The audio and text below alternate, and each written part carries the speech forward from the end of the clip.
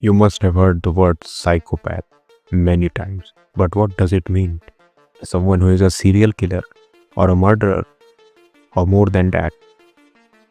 The word psychopath has come from the two Greek words, one psyche, which means soul, and the other is pathos, which means suffering and pain. Together it becomes psychopath, which means a suffering soul. It can be the most dangerous trait of any human being. A psychopath does not even need a reason to do anything. A psychopath can be dangerous not only for an individual but for the whole society. Because from exterior, psychopath can be charming and attractive, just like any other dark personality. They develop personality in such a way that everyone feels themselves insignificant in front of them. A man full of confidence, charm, and walking without any fear. But from inside, he is ruthless. Not only in this era, the word psychopath was first used in 1885 and was used to describe a wide range of mental disorders and social issues. At that time, almost all the disorders and all the illness of the minds were considered as psychopathy. But as the time passed, research were conducted and it was found that psychopathy is quite different from the other mental illness. Today, nearly 1% of the population has the chances of being a psychopath. It sounds very less, but 1% is a very big number. 80 million people. You must have seen in many films as well as in real world cases that serial killers, murderers, criminals are shown as psychopaths. Are they really a psychopath? For this, the answer is that every serial killer is a psychopath, but not every psychopath is a serial killer. Some people don't allow their psychopathic symptoms to reach such an extreme level that they end up doing something brutal. But psychopaths are often arrogant and full of self-confidence. They are not afraid of anything, and usually they have very less stress hormones and more aggressive hormones like testosterone. And we all know that testosterone is found in males. That is why number of male psychopaths is more than the female psychopaths. These are the people who have nothing to do with the pain and suffering of others, and the lack of empathy is also one of the major traits of a psychopath. Actually, even more dangerous thing is that psychopaths themselves don't know the limits. They can go to any extent to achieve something. The extreme example of this are murderers and serial killers. They have high mood swings. If you are dealing with a psychopath, then they would be most scattered person in this world. Their mood swings are very sharp. They cannot stay focused or happy on one thing for a long time.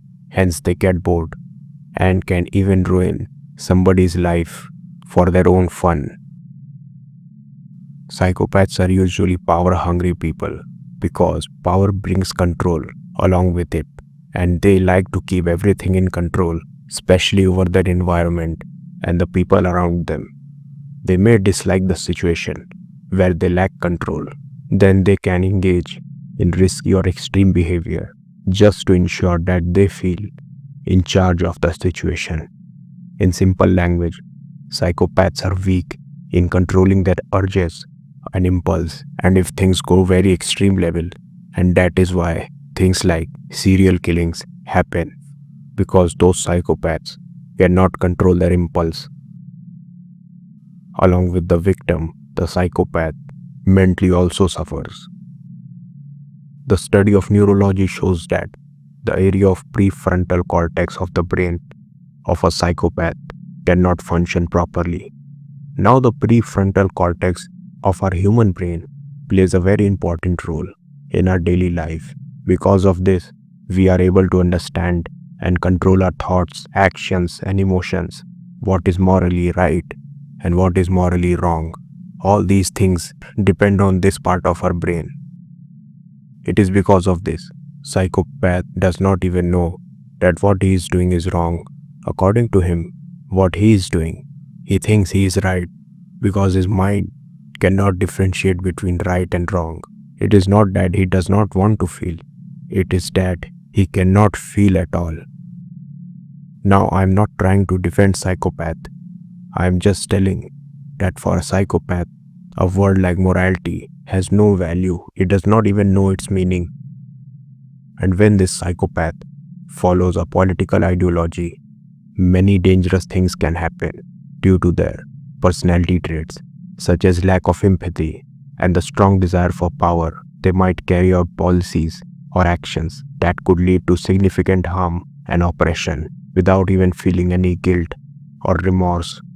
They may rationalize or justify atrocities as necessary for their greater good or for their ideological success. They might use political ideologies to create a rift, like us versus them will be the most used phrase in their speeches, mobilizing groups against one another. They just work according to their mood swings and urges. A psychopath can be rich or poor, can be a successful person or a criminal. If you exclude criminals and serial killers from this list, then the most of the psychopaths don't even know that they are psychopaths. So am I the psychopath? Are you a psychopath? Well, it depends on your personality. There can be also a genetic factor behind personality development. If any one of your parent, father or mother is a psychopath, then there are high chances that some of their traits may be present in you too. But the biggest reason that someone becomes a psychopath is the environment, childhood, fights in childhood, being abandoned by the family, violence, abuse, or some traumatic incidents or experience which have a huge impact on a delicate little mind. Is there a cure for psychopathy? The answer is big no. Things like cognitive therapies may work, but most of the doctors believe that there is no cure for psychopathy or being a psychopath. Our mind is so powerful that it can never forget the sorrows and pain that made someone a psychopath. Some incidents which a human cannot prevent, which can settle in our minds like a bad dream, like a child grows up in the environment of physical, emotional, or sexual abuse, experience severe violence on regular basis. These incidents in childhood can increase the likelihood of developing psychopathic traits in them in their adulthood. While it is not necessary that every person or a child exposed to adverse childhood experience may become a psychopath, childhood is a very delicate phase of someone's life, and the right care and upbringing is important to make them confident and a balanced individual.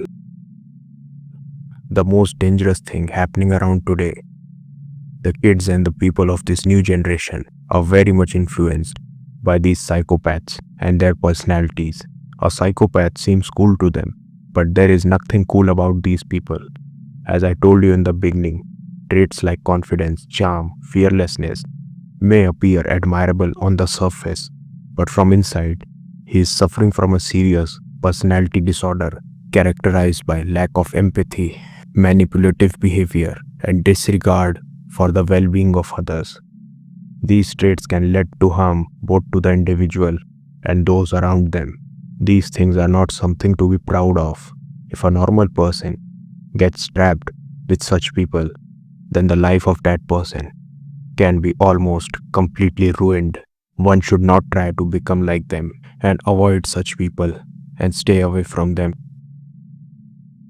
Not showing any emotions and not having any emotions are two different things, and you have to understand that the world is a beautiful place as well as terrifying at the same time. And if you are admiring such people, which are social predators for the society, who take advantage of the goodness of the people by deceiving them, they can go to any extent to get their desired fulfilled, and that too without any feeling or empathy. You will not get anything by following this path except sorrows and broken heart. If you are still thinking being psychopath or admiring them is cool, it is for you to decide, because sometimes people like learning through their own experience more impactful than simply listening from others.